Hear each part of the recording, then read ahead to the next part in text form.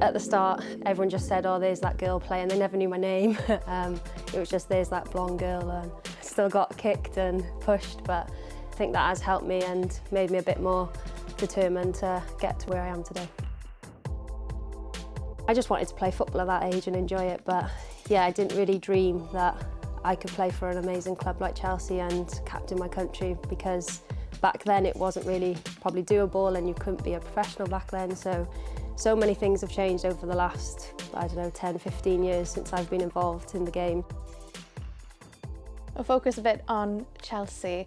How's the season going? So far it's tight at the top of the league, isn't it? Yeah, it is tight, it's competitive, and I think that's really good. And obviously it's fine margins at this level, so as long as we keep doing what we're doing and we're obviously scoring goals and we're trying to keep clean sheets, and it's so far so good. Last season you won the Player of the Season award. What was that like to find out, that you're so highly regarded with your teammates? I didn't expect to get an award, especially from my teammates, being new to the team, and that's quite hard, I think, to get that first vote from a lot of the girls to say that I was probably the most consistent player of last season, which is obviously a nice feeling, but yeah, I was a bit shocked. Well, you've done a lot of talking on the pitch this season. That incredible goal a couple of weeks ago, which certainly did the rounds on social media. What was that like? Yeah, again, I think I was shocked. I've probably never hit a ball so nicely before in my life, and obviously being on my weaker foot felt sweet. Didier Drogba tweeted your goal as well. That must have been really bizarre. I think all the girls were just buzzing because straight after the game they were like, oh, have you seen who's tweeted you? I hadn't even been on my phone yet, and my mum's texted me. But yeah, it's nice, but again, I don't really like that side of it, and I just want to hopefully get 3 points week in, week out for the team and hopefully bring back silverware to this club.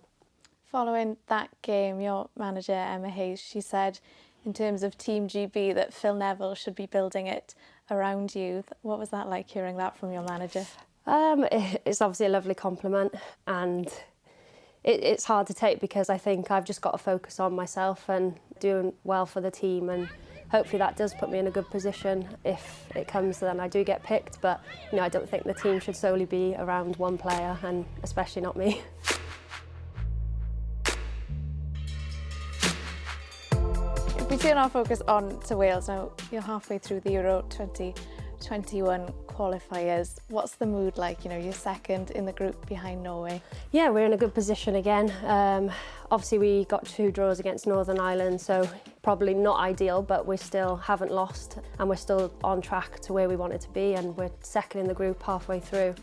April is a massive camp for us. We've got Faroe Islands and Norway both being at home, so it's going to be 2 massive games, and hopefully we can pack out the crowds, but also focus on ourselves and don't put too much pressure on us, because that's when maybe it gets a bit tough for us, because we're not used to having that pressure on us being a small country like Wales.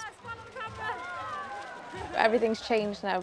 Girls don't grow up saying, oh, I want to be like Gareth Bale or Aaron Ramsey. They want to be like Sophie Ingle or Tash Harding. What's that like?